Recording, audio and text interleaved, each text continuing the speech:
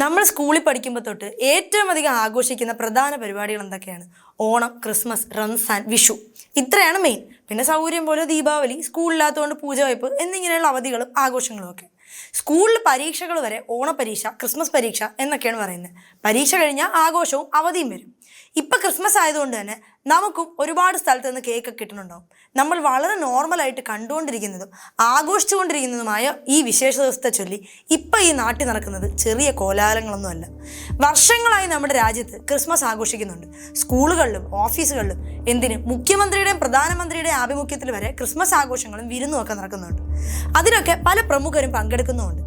അത്രയും വിപുലമായി നടക്കുന്ന ഒരു ആഘോഷത്തിനെയാണ് മതപരിവർത്തനം എന്ന പേരിൽ എന്തോ വലിയ പാതകമായി ചിത്രീകരിച്ച് രാജ്യത്താകെ ആക്രമണങ്ങൾ നടക്കുന്നത്.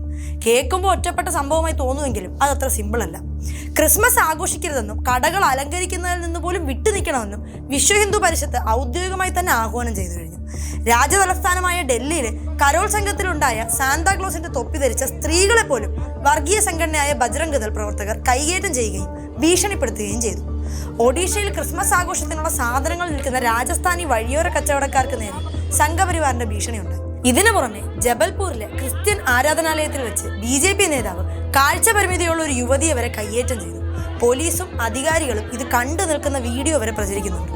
UPയിൽ സർക്കാർ തന്നെ മുന്നിട്ടിറങ്ങി സ്കൂളുകളിൽ ക്രിസ്മസ് അവധി റദ്ദാക്കി. മുൻ പ്രധാനമന്ത്രി അടൽ ബിഹാരി വാജ്പേയിയുടെ ജന്മശതാബ്ദിയോടനുബന്ധിച്ചുള്ള പരിപാടികൾ ഈ ദിവസം സ്കൂളിൽ നടത്തണമെന്നാണ് UP സർക്കാരിന്റെ നിർദ്ദേശം. ഈ ദിവസം വിദ്യാർത്ഥികളുടെ ഹാജർ നിർബന്ധമാക്കിയിരിക്കുകയാണ്. രാജ്യത്തെങ്ങും നടക്കുന്ന ഈ വർഗീയ ആക്രമണങ്ങൾ കണ്ട് ഹാലിളകിയ കേരളത്തിലെ BJPയും സമാനമായ ആക്രമണങ്ങളുമായി മുന്നോട്ട് വന്നിട്ടുണ്ട്. കഴിഞ്ഞ ദിവസം പാലക്കാട് പുതുശ്ശേരിയിൽ കരോൾ സംഘത്തിന് നേരെ RSSന്റെ ഗുണ്ടാ സംഘത്തിന്റെ ആക്രമണം ഉണ്ടായി. വിദ്യാർത്ഥികളാണെന്ന് നോക്കാതെയാണ് കരോൾ സംഘത്തെ സംഘപരിവാർ സംഘം ആക്രമിച്ചത്. കുട്ടികൾ കൊടുത്ത പരാതിയുടെ അടിസ്ഥാനത്തിൽ ഒരു RSS പ്രവർത്തകനെ പോലീസ് അറസ്റ്റ് ചെയ്തിട്ടുണ്ട്. ഈ സംഭവത്തിന് തൊട്ടു പിന്നാലെ കള്ളു കുടിച്ചാണ് കുട്ടികൾ കരോൾ നടത്തിയതെന്ന വിചിത്രവാദവുമായി BJP നേതാവ് C കൃഷ്ണകുമാറും വന്നിട്ടുണ്ട്. കേരളമായതുകൊണ്ട് ഇത്തരം ആക്രമണങ്ങൾ കണ്ട് പോലീസ് കയ്യും കെട്ടി നോക്കില്ല എന്ന ഗുണമുണ്ട്. പ്രതിയെ അറസ്റ്റ് ചെയ്ത് റിമാൻഡ് ചെയ്തിട്ടുണ്ട്.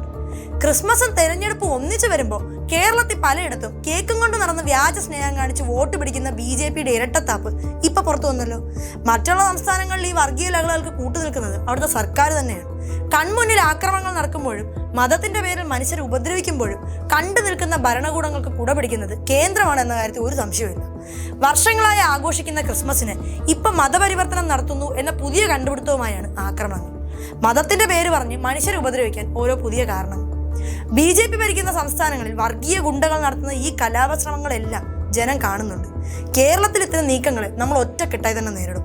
ഓണവും ക്രിസ്മസും റംസാനും വിഷുവും ഈസ്റ്ററും നമ്മൾ ഒരേപോലെ ഒന്നിച്ച് തന്നെ ആഘോഷിക്കും. മനുഷ്യരെ ഒന്നിപ്പിക്കുന്നിടത്താണ് കൂടുതൽ സമാധാനവും സന്തോഷവും, ഭിന്നിപ്പിക്കുന്നിടത്തല്ല. അപ്പം ഹാപ്പി ക്രിസ്മസ്.